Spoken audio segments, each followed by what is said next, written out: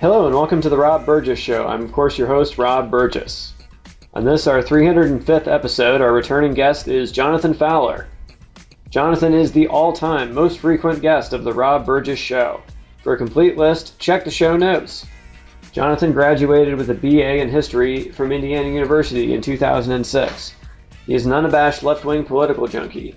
He has lived and worked in South Korea for over a decade, trying to help the citizens of that great nation, hopefully, talk pretty one day. And now on to the show.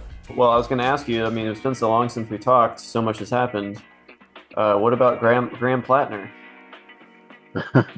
Well, yeah, he's turned out to be, I don't know, what can we say? He's the guy we've got, right? And he seems to be pretty good. He does. He seems like he's going to go. He seems like he's going to go the distance. And again, this comes back to my Stewart impression, right, with the Democratic Party. It's like, how many years have we been trying to take out, what's her name up there in Maine, Susan Collins. And we're going to try a moderate Democrat. That's what the people of Maine want. And it's like, it looks like this crazy bastard up there who's lived a life that was not very noble in some ways, perhaps. It looks like he's the guy who's going to go the distance, maybe, right? It's like, it really seems like it. So I don't know. I feel like one side effect of Trump is that Plattner has an instant defense anytime you try to bring up his sordid past. It's like, well, look who the president is, Yeah, well, hypocrisy, it doesn't. I don't know. It doesn't really work with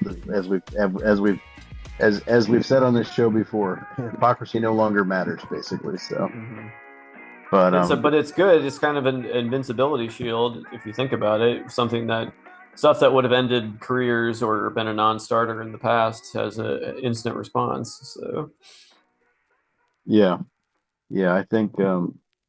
Well, yeah, I don't know. It's amazing to me that somebody. Let's keep it real. He's got some problems as a candidate, right? Absolutely. Number one, I don't think I really believe him when he says that he never knew that this was a Nazi tattoo the entire time. It's really hard. It's hard to believe that. Of course not. That's not a good sign. It doesn't speak well for his judgment in that area. The thing about cheating on his partner before she became his wife and stuff, it does amaze me that people who have lived their lives this way and then they think 3 or 4 years later, I think I'm going to run for nationwide office. It's just what if I had that kind of baggage in my life within the recent past, I don't know. I guess I have more humility or more, I don't know. I don't know what the word is for it even. Yeah. I would consider that a serious risk, Seriously. that kind of stuff. Yeah. And dating a fucking Republican woman. Yeah. Not just a Republican. I think she was also a political operative too, wasn't she? I think she got some award from AIPAC or something back in the day. I don't think they just give those awards to anybody. Yeah, well, they do if you say the right things in public office. Yes, probably true. But yeah, that's. I don't know. Yeah, but hey, I'm not a Maine voter, but I will support the guy to the hilt because he's our best shot right now. And from what I do think that there is some. What can we say? There's some evidence. Okay, moral failings in leaders, right?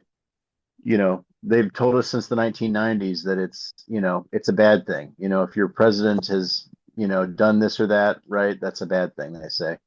Well, Bill Clinton seemed to have done a good job. Okay, God, can I talk? From a politics perspective, he was very effective and successful. Mm-hmm. In spite of his personal failings, right? So I think there's a good chance that Graham Plattner is going to be kind of like that. I don't think he's going to be another what's the guy, the idiot who had the stroke and lost his mind. Oh, Fetterman. Yeah, I don't think he's going to be another Fetterman. He's Fetterman coded, but I don't think he's a Fetterman, if that makes sense. Yeah. I think So people just don't like to, there's an old saying in Texas, I'm sure. Fool yeah, me you have once. it here. Yeah, you may have it in your states too. Yeah, Can't get fooled again. that's right. But yeah, no, I think that he looks the part. That helps. I think he looks like Popeye, and I think people really want to vote for somebody that looks like Popeye. Yeah, maybe so. I, Got a very he's, classic look, yeah, right out of Central Casting. as Trump would say. Yep. Yeah, yeah, yeah. I think it looks like. I mean, I don't want to be naive, but it does seem like he may win. It looks like his numbers are looking good. Like the attacks on him don't seem to be landing. Right. It seems like he might actually be making a go of it here. Absolutely. Wow. Yeah. Yeah, I'm looking at some polls here. He's looking good. Looking like, Okay. from what I can tell, he's up in the polls. So Okay. How many points, or four, so not huge, but is that margin of error or close to it? I guess. probably close to it if it's not. But I think people have reason to think that that could go his way. Okay. Okay. Yeah. Yeah. I'm excited. I mean, I don't know. It sounds like the Republicans are doing all kinds of fuckery with the voting rights and voting stuff and rules of voting and everything like that, Yeah, disenfranchising people. doing everything they So can. yeah, we may not get as much out of this election as we hope, but uh, I don't know. Yeah. Yeah, I think Maine is looking like one that we could flip. So that's the good news, I think. Well, speaking of flipping, let's take it to Texas. Okay, Tallarico v maybe, Ken Paxton. maybe. This one I'm less confident about. I don't know. I'm not an expert. Texas Texas is really disappointed in the past, and people keep promising a blue Texas. And I was in Dallas last year. It was a great place. I wasn't in the Yeah, rest of the state though, so that probably tells you something. yeah. I mean, But I hear that the cities in Texas are blue, like yeah, everywhere else, but you don't got to go too far outside the climes of the oh, city I'm to. sure. I'm sure it gets hairy real quick. But yeah, somehow Ted Cruz beat uh, what's his name? The Oh, Gen X guy, skateboarder. oh, I know who you're talking about. Yeah. Why am Well, I why am I not remembering his name? He was a Beto. he was a he was a beta male. No, I'm just Well, that's what they beta keep trying male. to say about Tallarico too. And there's this I'm whole thing worried. about if he's a vegan, but he didn't say he only ate. He just said that he has a breakfast taco that includes eggs or something, and they were like, "Oh, you're a vegan." They definitely want to call him all sorts of homophobic slurs or call him trans or something as a slur. And they want to like there's a whole thing about eating barbecue, who can eat the most barbecue, who loves barbecue the most. Okay. Meanwhile, Ken Paxton is giving sweetheart deals to pedophiles. So Yeah. So it's a toss up. right, exactly. Somehow it's like this has shades of Roy Moore. Remember that in Alabama and Doug Jones and all that. Was that like, yeah, 2015 or something, Yeah, 2018? it's like a state in the deep South with a perfectly fine, acceptable Democratic candidate and a dumpster fire of a Republican candidate, but it's still neck and neck. Who will win? Yeah. Well, what was I thinking of with that?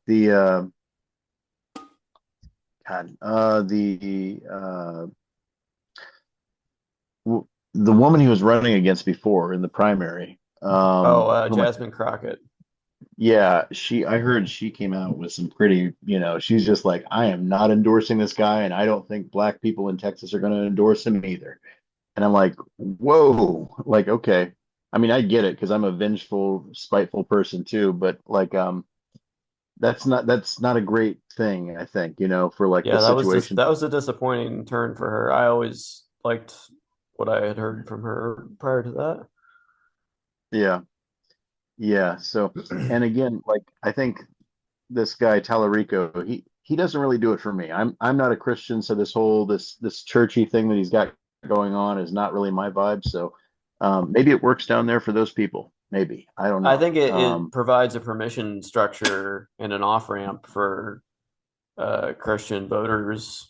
You know, I do think that Okay. whether or not they take it or Maybe how so. serious Maybe so. that Yeah. is, I don't know. But I mean, I think it's a good tactic to be quoting Jesus, the actual Jesus of the story, not just the whatever they've thought Jesus was in their minds. I mean, because they're the ones going around calling themselves Christian. So, if you're not living by, the spirit of Christ, it seems wrong. So, Uh, Bob, we're getting dangerously close to trying to catch them in another hypocrisy. no, And no, no, no, no. and I'm just saying, I'm not even saying that really. I'm just saying like they don't want like, the knock on Democrats is that they're not Christian though, normally, right? They're not, that the true Christians are usually the Republicans, and the Republicans cloak themselves in faith. But like, let's try that on for size. Why not? okay, maybe. Yeah. I don't know. I They think don't we own they don't own faith. They don't own patriotism. You know what I mean? All these things that they want to say that they alone, it can work the other way. okay, And maybe. people can, and if they don't want to be Republican anymore and they still want to have that be part of their identity, there's a way to do it. That's all I'm saying. I think every I know time we it's get a not it's little not targeted at you, Chuck. Like, well, you're not the well, target market here. I just I don't know that religiosity plays well. Um, I feel like, every time we get a liberal pope, 75% of the Catholics out there are like, well, you know, we're Catholics and we believe in God and everything. We respect the Pope, but this guy, he's suspect. He's not really, really like, I feel like there's something there where people are just like, you know what I'm saying? Like they don't give the due deference to a I think there's a suspicion of liberal religiosity, right? That it's not real Christianity or whatever, right? So sometimes I Mm-hmm. think that. So yeah. Anyways, yeah, yeah. Well, we'll see what happens in Texas, I guess. Yeah. Totally.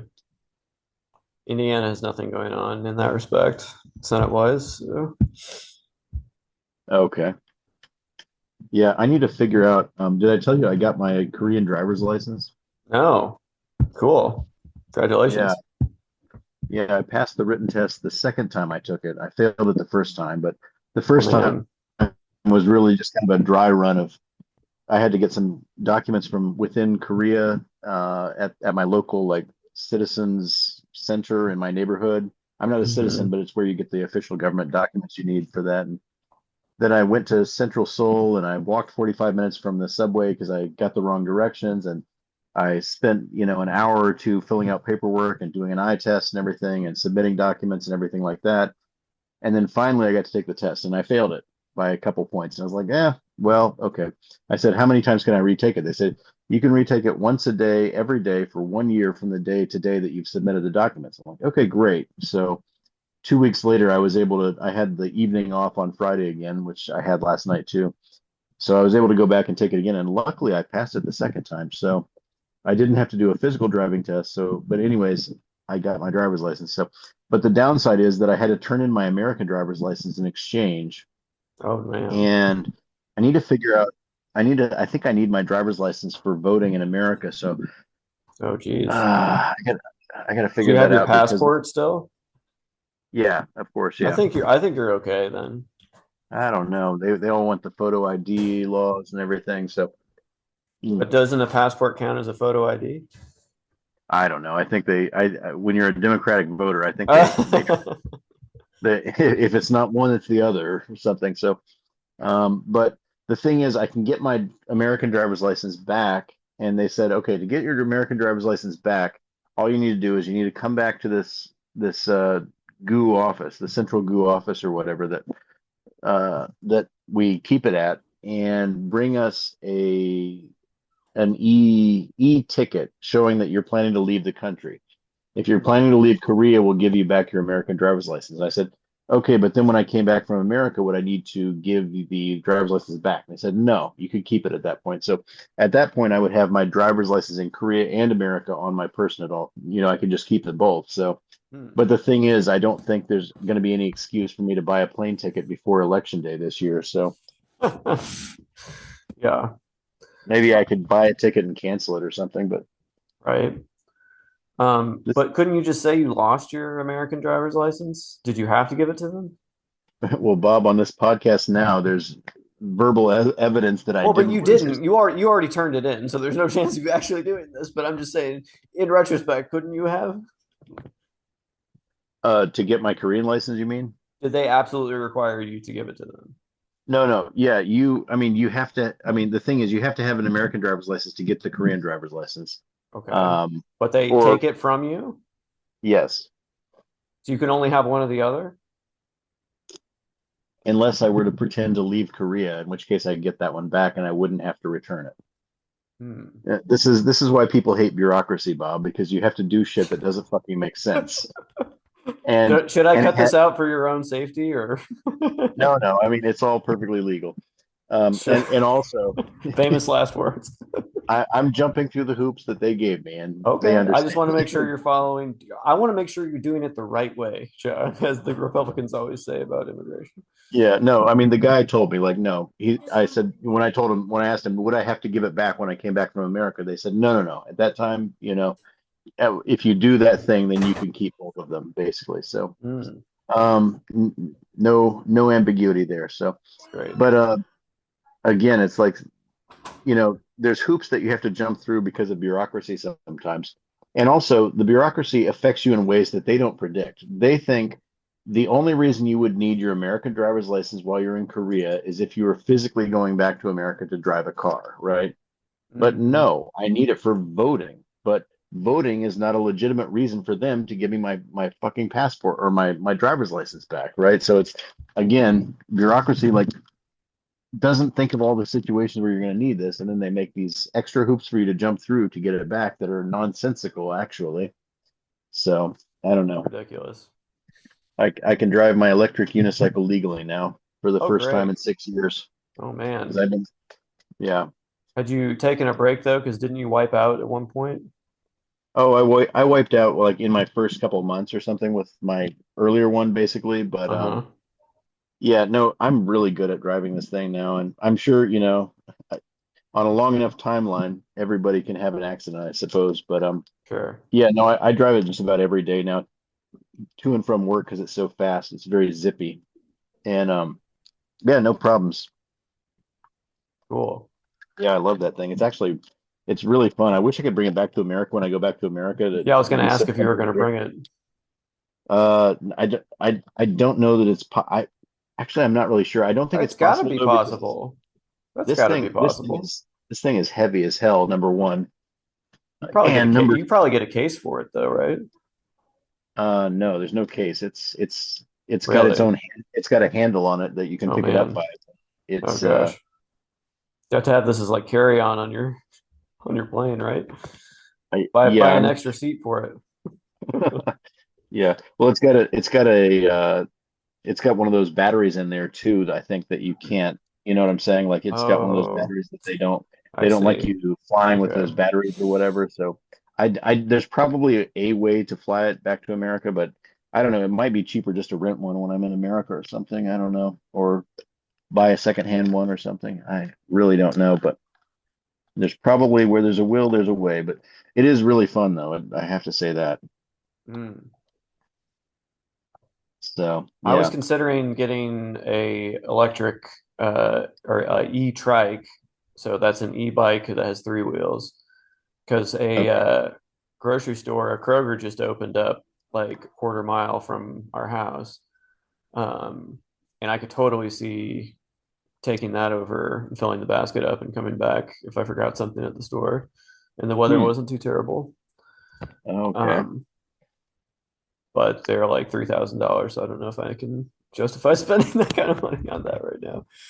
Wow. Um, Yeah, this thing is actually that'd like be cool. Do yeah, the you electric. can you carry stuff on your back like in a backpack?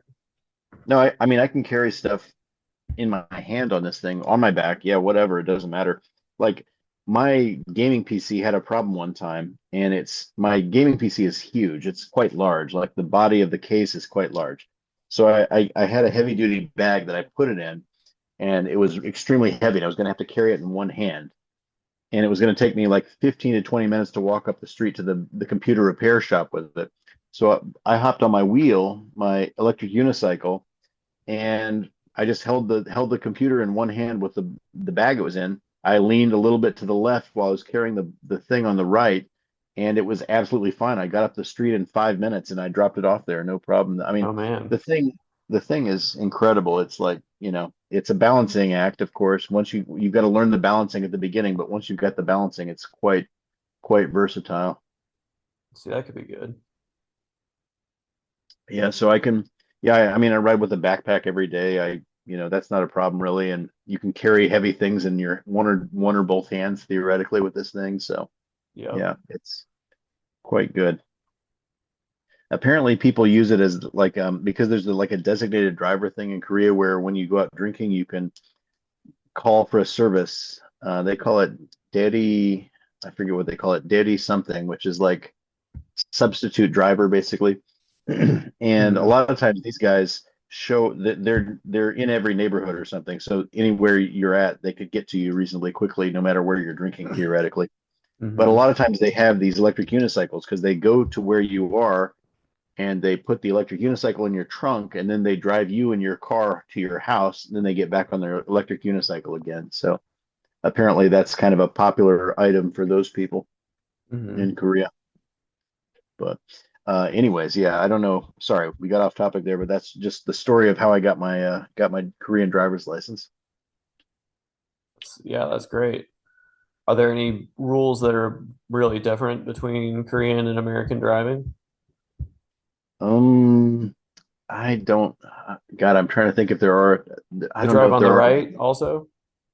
Yeah, it's like America. It's not like England or Japan. Yeah, they're the same as us in that respect. So Okay. yeah, I'm trying to think. It's very urban. It's city driving over here if you're on the street. I'm mostly on the sidewalks with this thing. So theoretically, I could drive it on the road, but I don't trust the drivers out there not to run me over or something or Hmm. to see me necessarily. So yeah, I mostly keep it on the sidewalks, or the bike paths mostly. Are you supposed to ride So it on the sidewalk or the bike path? I don't know. I think maybe you're supposed to ride it on the road, but it's dangerous. I don't want to do that. See, that's the thing that always So stopped me from biking more, is like having to share the car, share the road with the cars. yeah, I don't agree with these people who are like, the bicyclers should have to ride on the street with the cars.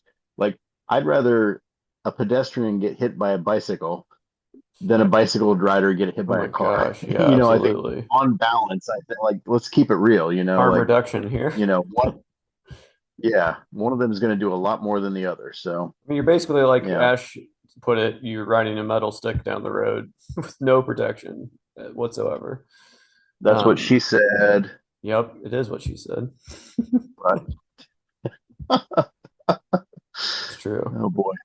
Speaking of Oh, which, speaking how's your rewatch of The Office's the Well, I've multiple made it. ones? I've made it into season two. Great. So you made it past the ones that were the copy the Yeah, although yeah. they do have echoes of the original show all through it, I think, but still, Yeah. yeah, the first season was definitely heavily. I'm really struggling. I gotta say, I'm really struggling with the American Office. It's okay. I think you just kind of had to be there. Yeah, I don't know. I like. Okay, well, I feel like Ricky Gervais's style. I mean, he was a, you know, what can I say? Like, okay, well, I saw that Steve Carell, right? Or wait, he's the actor, right? Yes. Yeah.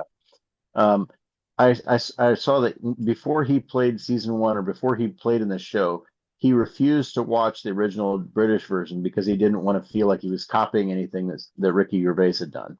But it doesn't really matter because they've got him saying some of the same lines that Ricky Gervais said, right? So Gervais, I guess. Gervais, right? Yeah, Gervais. Sure. Yeah. So they've got him saying the same lines, and a lot of times, like, and the thing is, I feel like the American show is just like I don't know, like Ricky Gervais' character felt like a real person, right? I mean, he was a narcissist. He was flawed. He was selfish. He was self-serving. All these things, but at the end of the day, he was a real person. And I'm part way into season two, and I still feel like Steve Carell's character is just like very. It's just always slapstick, and it's just like always, always, always like what is the absolute worst possible thing that he could do or say right now? Oh, there he goes. He's going to do it and say it, right? And it's just Yeah. kind of like it makes me be unable to suspend my disbelief or whatever, really get into the show because like no the most annoying person you know is not that consistently, wrong about everything. Or Ricky Gervais, like sometimes his character seems to, Brent Meister General, he at least tries to do the right thing, or he thinks he's trying to do the right thing sometimes, but like this guy is just like it's like monomaniacally just like what's the worst possible thing I could do right now? And I'm gonna do it. And the same thing with what's his little his toady, what's his Dwight name? Dwight Schrute. Yeah. slash I mean, Gareth.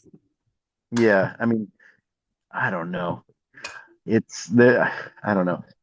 Well, I see what May you're you know, saying, but I will say that the episode I think that started turning at least my thoughts about Michael Scott was season two, episode five, which is the Halloween episode, the first Halloween episode.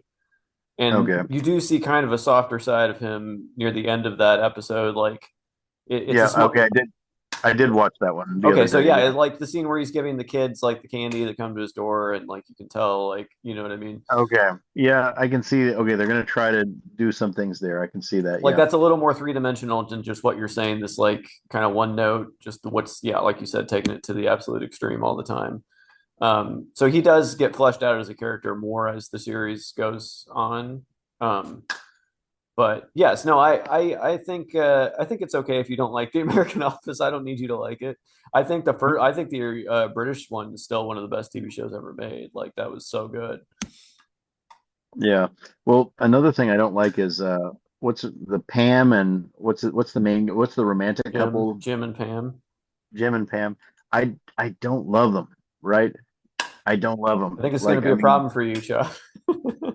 yeah, I know, I know. I I think you mean, should. I think you should bail now if that's how you feel. Honestly, like uh, I'm a, I'm gonna see it through. This thing's been out for 2 decades or something okay. now, and like Just I've know that I've it missed went it. on far too long, and it really should have ended when Steve Carell left. But there was a character that takes the place of the boss, but is played by James Spader, Robert California, who I was delighted by in his role. So that's something to look forward to. But I'd say the show really peaks around. I think it starts really ramping up in season two, and I think it stays pretty strong all the way through the end of season five. And then after that, I think it could have probably ended. So, Okay, that's what she said. yep. Like I don't go back and rewatch those later seasons hardly at all. I've seen the last season maybe once, but Yeah, I've seen the other initial seasons many, many times. I don't even know how many times. yeah. Well, like Jim and Pam, is that their names? Jim and Pam. Yeah. I like the thing with in the original show, the romantic couple, again, I can't remember their names either. I'm notoriously Tim terrible and in Dawn. Tim and Dawn. Like Tim and Dawn there was enough there that you could feel the longing, right? You could feel the romantic tension, the sexual tension, or what have you, but there wasn't too much. But like with Pam and Jim, it's just like constantly just these meaningful glances, these meaningful looks. And also like they like in the second or third episode, he gets checked by her boyfriend at one point physically, like directly. And then like 2 episodes later, they're all sitting together at a table eating lunch or something. I'm like, wait, what happened here? Like you're cool with each other now after, you guys are still in each other's presence after that? Like what, Yeah.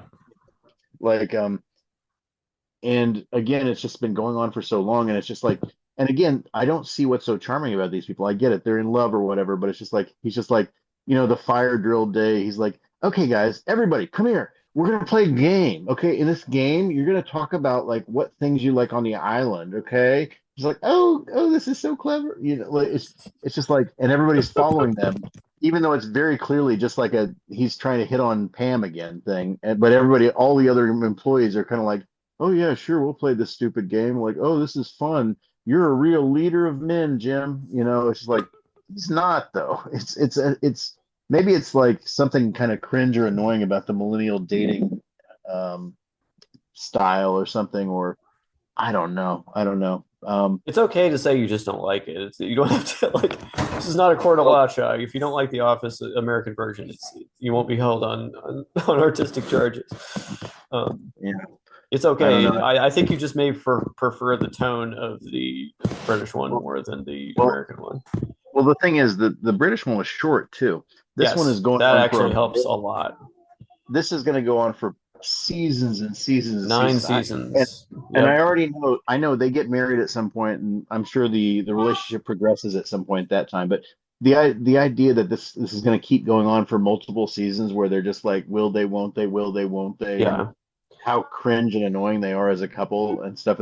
But And I like the other actually, thing is, but here I'm going to sound like an apologist for the show because I am. But I do think that they show Jim and Pam for so long that you eventually will find things to be annoyed about both of them. But I yeah, feel like that adds to the realism of the show. For example, Pam is an artist, quote unquote, and her art is not good. Like, okay, and that is kind of charming because, like, and it's also a kind of a bold step for their choice for a show to make. Because usually I would feel like if you're trying to push someone forward as the main character, romantic lead interest, they're not going to have terrible art probably. So I felt like that was adding a little bit of depth to and realism to her character. Uh, Later on, Jim, I don't want to give anything too far away, but later on, Jim makes some career moves that are questionable. So yeah, he's not always got his head on straight as he likes to think he is. So yeah. Well, I mean the whole conceit of the character himself is that he's better than this job, right? He yes, in both the British and the American version, he's overqualified. He's very good at his job, and all these other people are kind of fuck ups, but he's like, he could take it or leave it with this job, but he's taking it, he's kind of an underachiever, right? And I get that about the character, but it's just like, okay, I don't know. I don't know. I'm having trouble with the show, and I think like it's so weird because I saw something on YouTube about it recently, and I watched it because it was spoiler free basically, but it was just like it was a British guy talking about how great the American Office was, and I'm just like I I don't know, man. It's so weird to hear like a British person saying the American Office is good when I would think that most British people would be like, what the hell did you do to our beloved show or whatever? But I don't know. there's been like versions in like almost every country now, though. If you look at, I forget how many there are, but I feel like it's dozens at Like this point. Survivor. Yeah, exactly. Like they've just basically copied and paste, copy pasta. Yeah. Well, and it's kind of annoying though because again, like when Ricky Gervais was saying these lines, 25 years ago, 26 years ago, or whatever, they were original, and he had written them, and the other Yes, Merchant or whoever the other guy was, or Stephen whatever. Merchant. Yeah, Yeah, but like this was their creation. But now to hear these words from a British person that I've heard coming from a British person coming out of the mouth of Steve Carroll, who doesn't really seem to understand the tone of voice that he should even be using or something. It's I don't know. He's playing it for laughs, like cheap laughs, like kind of physical comedy and stuff. It's just and he's not a bad actor. I've liked him a lot in other things I've seen him in too, but I don't know. Yeah, I'm having issues. So well, I'll keep going.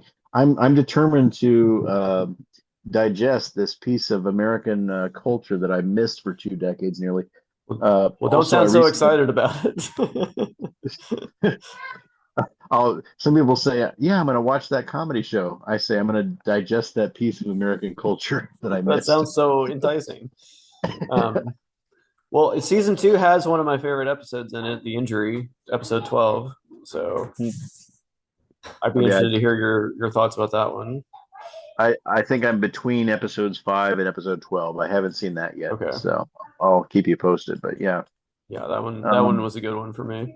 But speaking of digesting pieces of culture from 20, 25 years ago, I recently finished the game Resident Evil 4, mm, which was a game that I had never played back in the day, but I had always known that it was well regarded amongst the community as one of the better Resident Evil games. So, but it was always on PlayStation. I was an Xbox kid. hmm So, but now on Steam on the PC gaming, I can do it. So, and it was a yeah, good game. So it was pretty good. But I beat the game, so that I'm happy about that. cool. How much did your gaming PC cost, if you don't mind me asking? I honestly can't remember exactly because we were kind of sourcing parts from various places. So you built it It, yourself. well, I got it built by some people. I was gonna have a friend build it over here, but we ended up doing it at the store at the shop at this Techno Mart place. Yeah. It was over $1,000, but it was less than 2,000, I want to say. Mm. I can't remember exactly, which was a lot, when you think about it. But again, like this is, like it's something that could last easily a decade. And even when it does start having problems, it's probably going to be a situation where I just need to replace a graphics card here or some memory there or something. It's going to be piecemeal after this. So, and also I'm pretty glad that I got it made because with what's happening with the graphics cards right now, the Oh PC my gaming gosh. graphics card problem, like Through the the Steam, roof. Yeah. yes, Steam recently released the Steam Machine, and they were targeting a price of about $700 for this. It's supposed to kind of bridge the gap between console gamers and PC gamers. Mm. It was supposed to come in at about $700. It's come in at $1,000, 1,049.99 basically. Wow. So because and people are mad about it, but they can't really blame Valve or Steam or whatever because they understand you can't get graphics cards or memory right now for any reasonable price because the fucking Dang. AI people have rat fucked the entire industry basically. Xbox, PlayStation, they're all in the same boat. So, Absolutely. and Nintendo's been jacking up the prices on games and games for their Switch 2 console as well. Yeah, I heard They've been pushing for GTA is going to go for 80. Well, that's bully for GTA. GTA is the one company that can get away with that without really pissing everybody off. Only But because people have been thirsting for it for so long. well, and because GTA games are so monumentally deep, and you're going to get so much value out of the game, That's true. undoubtedly. I mean, like there's just so many things. I mean, people have been playing GTA 4 online or GTA 5 online for 12 years now, basically, right? Right. People have had it from the 360 to the Xbox One to the Xbox Series. People have had that game on multiple generations of hardware, like 3 generations, basically. So I have no doubt. Have you seen any of the trailers for GTA 6? No, I need to see It those. looks it looks fucking beautiful, dude. It's That's it's great. practically photorealistic, and it's got all the fucking wacky like uh the Florida craziness, So That's it funny. looks beautiful. Oh, when I went to Miami Beach, I got I'll send you a picture of it. It's a shirt that says Miami Beach Party City, and it's in the style of the GTA But Vice Vice City. City. Yeah, it's really cool. Oh yeah, that'd be nice. Yeah, yeah. I remember playing Vice City and GTA 3 back in college and stuff. Oh my gosh. And yeah, they were. I mean, they were good. Again, if those. I mean, what was the last GTA you played? It's got to be probably San Andreas, maybe. Was that the most recent one? Four. Uh, What was the one before four? I didn't play four. well, I think San Andreas was. Yeah, I think it was GTA 3, GTA Vice City, GTA San Andreas, and then it was GTA 4. Okay, so yeah, I think I last one was San Andreas for me. San Andreas was an outstanding game. I beat the game. It was a very long game and a very good game, but Yeah. again, it was the like I kind of think of those three as kind of a trilogy, right? There Yes. was GTA 1 and 2, which were the top down, Yes. kind of very basic. Then there was GTA 3 and Vice City, which were very much like of a piece. San Andreas was a little bit of a step up in a lot of ways, frankly. But then GTA 4 was where it got to New York City, kind of photorealistic, and then GTA 5 was in California again. I think you should play GTA 5 if you get a chance because Skip 4. again, no, no. Four was outstanding. Four has a better story. Niko Bellic, the Serbian national immigrant who comes to New York City, is an outstanding character. It's touching. It's heart. Yeah. What do you think? How does it look? Good. I mean, how similar do you think these trailers are to the actual gameplay, though? I mean, some of that was in-game footage, I'm sure. Like, I mean, a lot of it was cutscenes, but yeah, I imagine it's gonna, some parts of that were probably real. Wow. Yeah, I think it's gonna be a hell of a game. Yeah. But anyway, you were saying 4 was good. Oh yeah, yeah. Four had a really good story, really good characters, and just a incredible vibe. But because you guys had lived in California, I think you guys might get more out of number five because it's set in all over California, right? You've got uh, like I don't know, you'd have to look at it, but you've got different parts of the state and everything. Oh, So cool. So it's not just like Southern California. no, no. I mean, they've got like deserts, they've got rural mountain towns and Oh, stuff. I mean, yeah. it's the whole state in miniature, basically. So Oh, cool. you guys will probably find things that you would recognize in there. Oh, I'm sure. Yeah. I mean, if it's the mountain version, then yes, I would definitely be familiar. So, Yeah, I think they've got one called Mount Chiliad, I think is the name of it, which is the hmm biggest mountain in the state or something That's, in the game. that sounds about right. So yeah, yeah, I think you'd like it probably. So. Yeah, it's a great game though. Great, great. Well, I mean, what I'll say, the characters and the story in five were not that good, sort of, but the experience is good. I mean, the scope is amazing, right? So there's a lot going on, but yeah. But the thing is, like, with Grand Theft Auto, it's almost more than a game. It's like a very, very immersive, full experience. So, Definitely. you can go to a restaurant, you can play video games, you can watch TV, you can listen to the radio, you can listen to like talk radio, you can listen to pop music or whatever. You can drive cars, you can shoot things. Like you can rob stores, rob banks, you can hold up stores with a gun just like as a casual, like not even a mission, just like you can go into a store and hold it up for no reason, basically. Like I mean, I'm probably forgetting about 50% of the things you can do in the game, but it's very, yeah, it's with Rockstar, it's like people are willing to pay 80 to $100 for that game, but probably a lot of other games are going to try to follow them through this this step to overcharging for their games, which are not equal hmm value. And I think some of those games are going to fail probably if they do that.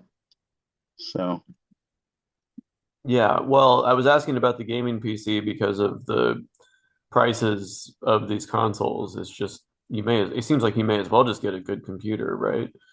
yeah, yeah, basically, I mean, basically that's the thing. I mean, you're going to get it may cost slightly more, but you're going to get better value. And again, like again, I said I don't know exactly how much it costs because I was sourcing pieces from all over the place. Like I was buying stuff in America that my friend's dad he was traveling to Korea at the time, so we had it shipped to his house in New York, and then he flew to Korea with a Oh, two wow. terabyte Samsung memory stick.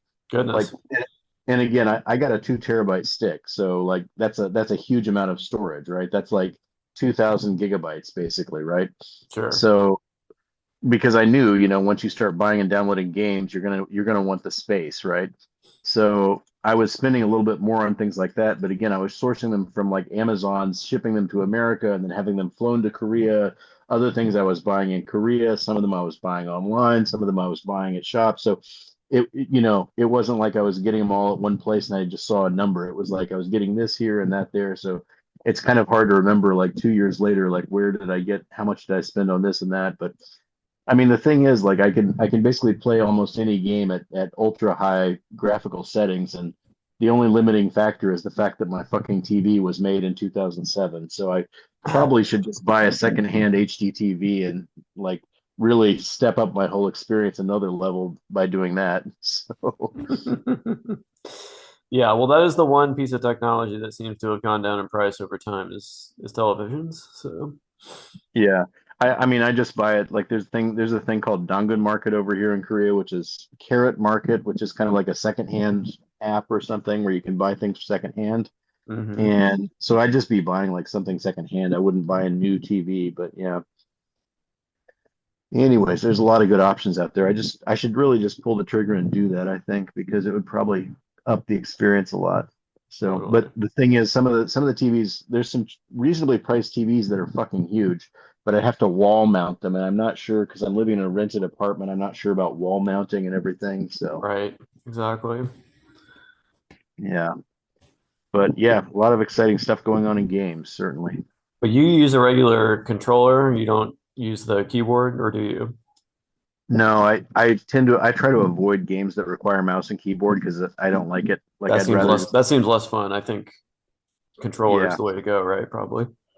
Well, I've kind of got it set up so like I can just kind of lay on my bed with a Xbox controller, which is what I've always played with basically for the past 25 years. And yeah, I can play most games, almost every game with an Xbox controller basically. So Sweet. I tend to avoid multiplayer first-person shooters because a mouse and keyboard apparently has a huge advantage over a controller joystick I see. because you know a mouse and keyboard with a mouse you can just snap exactly to where you want to shoot. With a joystick, you've got to drag your cursor to where you want to shoot, or not a cursor, but you got to drag your crosshair to where you want to shoot, which is necessarily slower. So I don't do that. I don't do those things. So Hmm. um, also, just 2 days ago, I think it was on Thursday, the Dead or Alive 6 last round dropped, which was the second version of Dead or Alive 6, which is a total flop. I mean, it's Dead or Alive 6 was mismanaged when it came out in 2019, and they abandoned it after about a year with updates and stuff. And then Huh. now they're dropping a later version of that, which is also really hasn't added any new features. So a lot of the Dead or Alive fighting game community is pretty angry about this, but we're still hopeful and waiting for Dead or Alive 7, which has been announced, but we don't know if it's going to be 2 or 3 years later or what. So, Mm. Yeah, I so I've lost been track doing, of that series a long time ago. So. yeah, it's been a rocky ride, but I'm still down for my girl Lee Fong and fighting with Zach. He's my second main, also. How was five? Also not good. Mm. Um, five for me. Uh, a lot of people say five was better, but six is the one that fell off. I think five was the one that fell off. Tomonobu Itagaki, the guy who created it all. He apparently after Dead or Alive 4, he had some sort of a financial dispute with Koei Tecmo, the makers of the game, and he got fired, and then there were some sort of allegations of sexual harassment, which is very hard to believe with an upstanding man like Tomonobu Itagaki. I'm being facetious here. Um, it's plausible something might have happened, but I think it's suspicious that the accusations came up after he was suing them for unpaid wages or something like that, or Mm. unpaid bonuses or something. So he hasn't been associated with the series since 4, and in 5 they did a lot of weird shit. They tried to make it more like a fighting game, like a let's see, fighting game community kind of professional pro gamer style game, more like they Oh. wanted to get into the major fighting game tournament circuit and stuff with professional fighters and stuff. And they added a burst meter, which Dead or Alive has never had a meter system. Like you have your health bar, that's all you've got. Other than that, it's just pure martial arts. But they added this kind of meter where you push one button and you automatically bypass like all blocks and everything, and you get a 40% well, 20 to 40% damage, 30 to 40% damage move that's like one button move or something, which Mm. a lot of the Dead or Alive purists are not wild about. So I don't know. There've been a lot of problems, I think. So it's yeah. I'm again. It's kind of it's a little bit humbling playing online because you play with people who like seriously go through the training mode and memorize the frame data for every single move for every single character and whether it's a low, mid, or high move Wow. exactly Oh, so that they wow. can block it perfectly This is like Sam and Rothstein in Casino. yeah. So, like, you know me. I was in college. I was a fucking god at this game, right? Like, I Sure. basically nobody could beat me consistently at this game, basically. And in my experience, like face to face, whenever I'm on a console with somebody else, like basically that's how it goes. Hmm. But when I'm online, there's a little bit of lag, so sometimes the grabs and the blocks don't work perfectly. Like Oh, you can't man. time perfectly because the net code or something is not perfect. So Shoot. um, on and also I haven't memorized frame data or whatever, so I'm not a math guy. But so I'm probably a very strong mid-tier player online, but in real life I'm pretty much undefeated by normal humans. Right. So yeah. Anyways, yeah, still like I love the series, but I hate what they've done with 5 and 6. But I'm still, it's still for me, it's the best fighting game out there still. So I can't. I You don't got know. you take it back to three though, I assume is the original one that you. Well, no, the I first played it with on the Dreamcast in my freshman year dorm with my roommate there with Dead or Alive 2 on the Dreamcast, which Oh, was a so beautiful you started with two. yeah. So I have the And then greatest I have the greatest memory of three. 3 was a great game too. I would say like the top for me, Dead or Alive 2 was the first one that got me into it, and it was a great game. But it was again, it was made in like 1999 or 1998 or something. It was so it's pretty old. I played it in 2001. It was still a beautiful game. And then Dead or Alive 3 came out on the Xbox, and this is when Itagaki started going exclusive to the Xbox, and they had a good relationship with Xbox there. And Dead or Alive 3 was an outstanding game. The graphics were beautiful. The graphics still stand up today. Like the graphics still on Dead or Alive 3 on the original, the first Xbox, still look beautiful. And the in Dead or Alive 4, that was for the 360. That was the first one where they switched from three-way holds to four-way holds, which is they made the grabbing part more complicated, which I don't love. A lot of the more professional fighting game people like it because they think it was too easy to grab people's moves, but like the original philosophy was it's rock, paper, scissors. Punches beat kicks, punches and kicks beat grabs, grabs beat defensive blocks, and blocks beat punches and kicks. So it's like a kind of like a four-way rock, paper, scissors.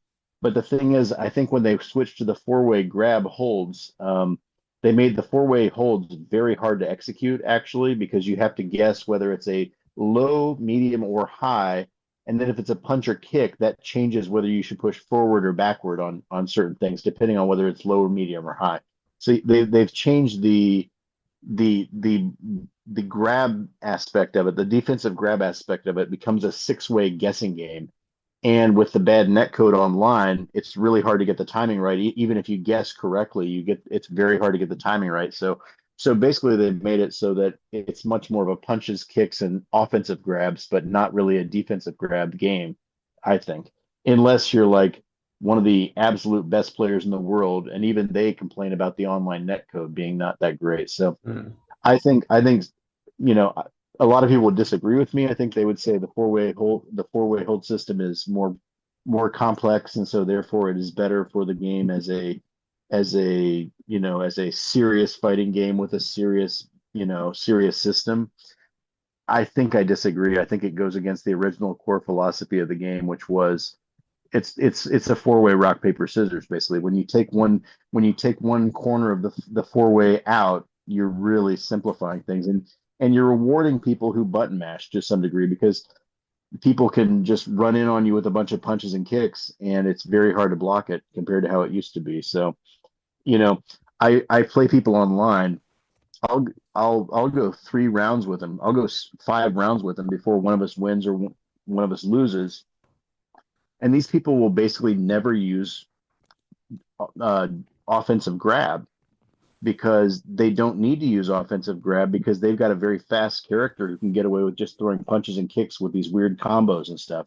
And if you can't figure out exactly how to counter that combo in that match, they can just keep abusing it, and they never even used to need to use the offensive grab because you can't successfully execute a defensive grab. So it kind of like I think it really unbalances the game for casual players more by taking that away because you take down one tent pole of the tent, then it kind of knocks down the second tent pole, and then you're really reliant only on the first two tent poles to kind of keep the fight going. So I don't know. I'm pretty good.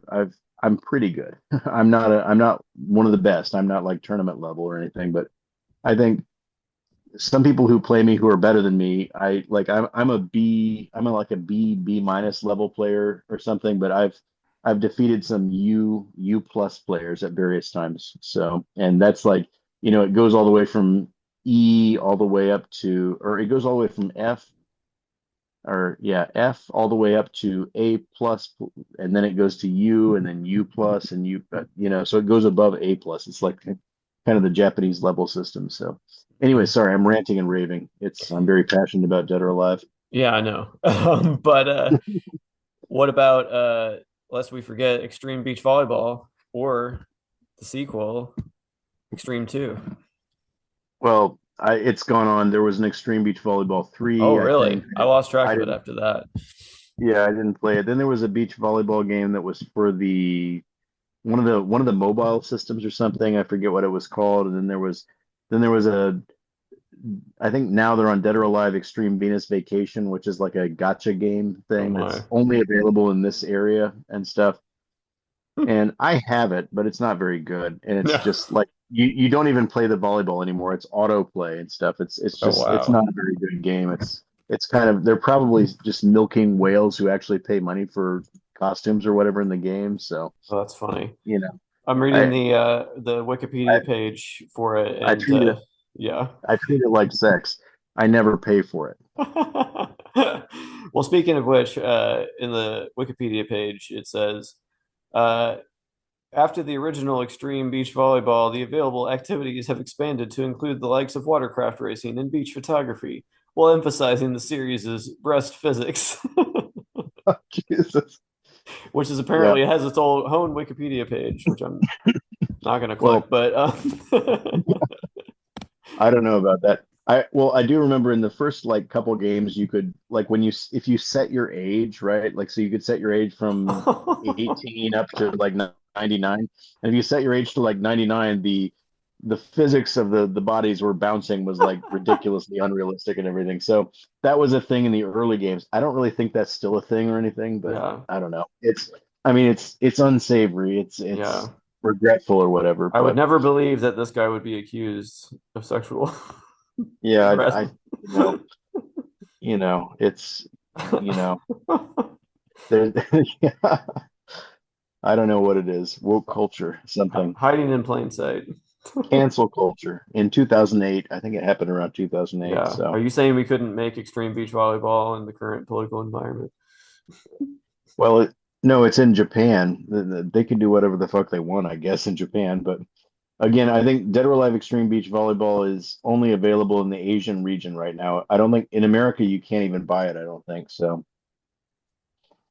But yeah, it's not good. I mean it's not great, but you know, the thing is though, the fighting in the actual fighting game is just, you know, it's perfect basically. It's almost perfect. I have some, like I said before, I've got my issues with some of the controls at this point and some of the lag and stuff and how that affects matches and stuff, but Okay, which one are you talking about? I'm Dead or Alive 6 or Dead or Alive 6 Last Round or Dead or Uh, Alive 5. I think Dead or Alive 5 was the first one where it fell off, and then Dead or Alive 6 was in maybe in some ways even worse, although the graphics again look a little bit better, but yeah, I don't know. But again, compared to other games, I've played Mortal Kombat, right? I've played Tekken. I've played Virtua Fighter. I think I played one of the Guilty Gears at one point. I've played Street Fighter. I've played all these other fighting games. For my money, like, and as someone who did Taekwondo and Tai Chi in university and stuff, I just feel like the martial arts on display in Dead or Alive, and the way the intuitiveness of the controls and stuff that feels the most realistic to me of any fighting game. Like this other like Mortal Kombat, it's like down back, up, forward, X, and then you do a fireball. Like, it's cheesy. I mean, it was the 1990s. I love Mortal Kombat, but you know, I don't know. it's not real martial arts, right? Yeah, not really. So like my girl Li Feng, she does Tai Chi, and the thing is, she does it sped up and at fighting speeds, which is, maybe not super realistic in real life. It's not like a combat sport. But the thing is, almost every move she does is something that aside from the grabs and stuff, is something that I learned in university when I learned the form that I learned of Tai Chi Chuan. So, I mean, it's crazy. Yeah. hmm So yeah, it's a great fighting. I mean, people make jokes about, oh, that's the sexy game or whatever, but the fighting is remarkably robust, I think. And a lot of people, Tekken, especially the Tekken people, think that Dead or Alive is not as complex or not as good as their fighting and stuff. But I don't know. I've tried to get into Tekken a couple times and stuff, and I don't know. It's just not for me, really. There was the Dead or Alive movie too. Yeah, yeah. Actually, I think I bought that on DVD when it came out. I'm sure I have the DVD around here somewhere. Not a great movie, although it was okay. It was okay, but I learned some of my early Korean back in 2007 from studying the box of that game because they had some of the characters' names in Korean on the DVD box, and I said, okay, I know this is Christy, I know this is Kasumi. So if I know that that's what the sound should be, then I could figure out what these Korean characters should be. So that actually is part of how I started learning Korean a little bit. Nice. Yeah. All it took was enhanced breast physics. She kicks high. That was the I think that Yes. was the Dead or Alive 3 commercial, right? The Oh yeah. you know Absolutely. yeah. I don't know. That's for some people, if that stuff gets them in the door, that's one thing. But like I think, you come for the beautiful ladies, but you stay for the robust battle system, the absolutely intuitive, very connected, very lightning fast. Like I actually think like when I'm playing that game against people online, when I'm battling other humans online, I have to sit up. I can't be laying back to play that game.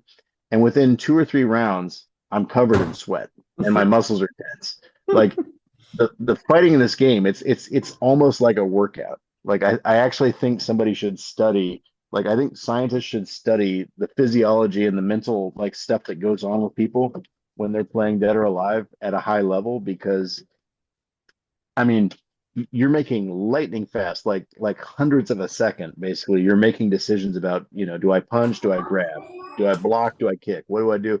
You're doing these decisions so fast that like somebody who's watching you play wouldn't understand the level of what's going on in your brain and you could try to explain it to them, but the thing is, you couldn't explain it fast enough to keep up with what was going on in the game at all. Like you would have to like pause the game and explain for 30 seconds, then unpause, and then 2 minutes later, I don't know. It's really hard to describe, but I do think like they should hook up like electrodes to people's bodies or something when they're playing this game or their brain or something, and just like figure out just how quickly this stuff is happening because it's quite amazing. Yeah, definitely. But yeah, I haven't been able to play video games in a while, but I did just get for the Switch. They re-released The Switch GTA too. 3 San Andreas and Vice City. Oh, okay. Well, here, I was considering buying those and stuff on Steam, but the thing that bothers me about it is that they lost all their licenses to the original music from the game. That's a So bummer. I think they were able to keep some of it or get some of it back, but like a lot of it, they just got new songs that they didn't have in the original. And I can't do that, Like I have very specific memories of playing like GTA 4 and GTA 3 and stuff with certain songs, like like GTA 4. I love A Rainy Night, right? For example, as I don't like country music, but that's a catchy song. But like if that song wasn't in the re-release, like I don't know if I could get into it again. Yeah, exactly. But trying to Have think you have of you been able to? Have What's you that? played any of them? Have Well, you been able to play? on the Switch, yeah, I started playing. I think I started playing Vice City, maybe. So Okay.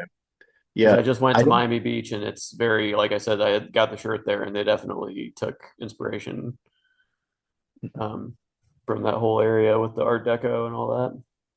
Yeah. What about do you have GTA 4 on that one? Or sorry, No, GTA San Andreas? yes, Yeah. You should go into San Andreas because you can see things like I think the Golden Gate Bridge is in there and stuff and yeah, like yeah. I think I remember that actually. so yeah, check out the California place too. I think I beat GTA 4, I beat or San Andreas, I beat GTA Vice City. I don't think I ever beat GTA 3 because again, when that game came out, like there were certain missions that you got, and this is very old game design, where just some of the requirements for the missions I found to be almost impossible for myself at the time. So I don't think I ever beat GTA 3, just mostly because of mechanical restrictions as far as like how difficult certain things were. But yeah, I'm pretty sure I beat every other GTA game since then. Nice. Yeah. Okay, anyways, I'm Bob, I'm sorry we're ranting and raving about video games. I don't know if that was what you wanted to talk about this No, that's episode or not. fine. That's fine. I've been thinking about it. Obviously, with like I said, GTA has been on everyone's minds. Yeah. Do you with your Switch, do you have the Switch store? Can you look at it now? I have the Switch. I don't have the Switch 2, so I don't know if you need that to do that. But No, no. Well, I'm just saying like how do you get games for it? Do you have to buy them physically or can you yes, download them? I mean, I Oh, don't know if you have to. I do. That's the way I get oh, games for it. oh, okay. I was gonna say again, I don't know what's available on the Switch, so I I could make got some very Katamari. I've got that GTA 3 pack I told you about. Got a couple Mario games. okay. Yeah. Ash used to play Animal Crossing, but I don't think she's touched that in a few years. I think all the people, all the animals and plants or whatever probably died at this point. It's like, isn't that kind of Oh, like a Tamagotchi? I don't know. Is it a real time or not? I'm not sure I don't about that. know. I have no idea. Huh. Well, I was gonna say I could recommend some very good games, but again, I know what's available for other consoles and PC. I don't really know which of these games would be I available could for look the. and see if it's a store is available. I've only ever done it with the cartridges, but I suppose it Oh, could. I think it's connected to Wi-Fi, so hmm. Okay. With the Switch One, I'm not sure about that either, actually. mm, yeah, I'll look into that though. But I am thinking about getting actual because I want to get a standing desk, and I'd like to get like a powerful computer. So Okay. Yeah. Well, if you need any parts from Korea, let me know. I Although might. ironically, the 2 terabyte or storage solid state hard drive I got from America was Mhm. actually a Samsung hard drive, but it was Really cheaper to buy it in America and bring it back here than it was to buy it in Korea for some reason. weird. I I don't wonder know. I why. don't understand that. Supply and demand issues or something, or supply chain. I don't know. I don't know. America's a big market. Maybe they're just trying to. I don't know. I True. really don't know. Yeah. So, anyways, yeah, yeah. I mean, I think that'd be awesome if you were able to set up a gaming PC, or I'm sure you'd be using it for the podcast or other things too. But yeah, Totally. yeah, I mean, again, the graphics are looking incredible on some games these days, and there's also some very good games out there. Uh, there's an interesting game called Return of the Obra Dinn, which is interesting. There was one called Firewatch a couple years ago. It was really good. I don't know. I mean, there's some indie stuff out there that's pretty crazy. I don't know. Yeah, again, I'd have to see what was available on the Switch 2 or Switch 1. Yeah. But you don't own physical copies of your games. You just download them.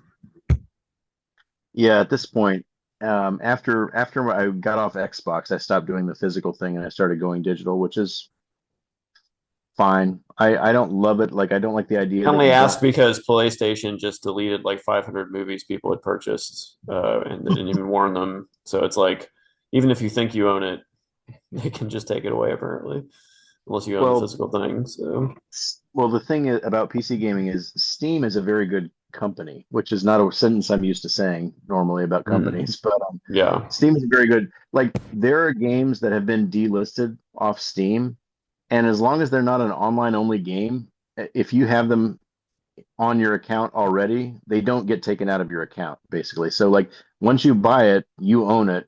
And if it gets taken down from Steam later, you still own it.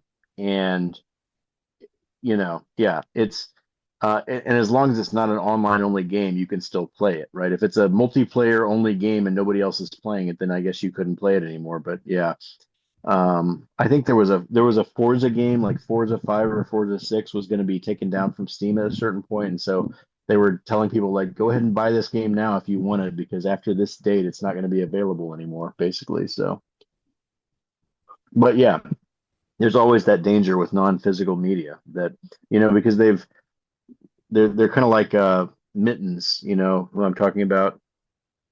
Mittens. What's his name? Governor ran against Obama. Mitt Romney. Yes, mittens. What Okay. about Mitt Romney? Well, like his that smarmy thing where he said, "Oh, corporations are people, my friend," or whatever he said. Like I feel like that kind of thing where people are saying like, you don't actually own your games. They'll tell you legally you do not own the game, even though you buy it. And they're like, now that they're switching away from physical media, they're getting really bold about just saying like, you don't own anything. Like you will pay us money and you will own nothing and you will like it, right? And Totally. it comes across very like Mitt Romney-esque in that way, as far as like I don't really have any music anymore. I mean, I Really? have my I have YouTube, Oh man. everything's on YouTube. I just listen to it on YouTube or whatever when I Right. go to the gym. Well, speaking of Yeah. which, we're down to 8 minutes and 27 seconds, and I think I got to give these kids lunch or they're going to riot soon. Let's take it to what. First of all, thank you for coming back, and let's do this again really soon. Let's not have it be so long next time. We've got more to talk about, I know. Oh yeah. But I'm on You paternity leave for the next 3 weeks, so my schedule's pretty open. So okay. Yeah. Well, let me think about okay, so you're asking about music at this point, right? yes. Okay. Well, I don't know. I guess what I've recently found was Eye Against Eye, a song by Massive Attack with I think it was Most Def was rapping on it or something. Sounds Uh, familiar. yeah, I had never heard it before, but it's a pretty solid song actually. For the gym or whatever. I recently rediscovered a song by Social Distortion called "I Was Wrong," which Oh is yeah, I some know that history. one. I saw them Yeah, I live listened. actually.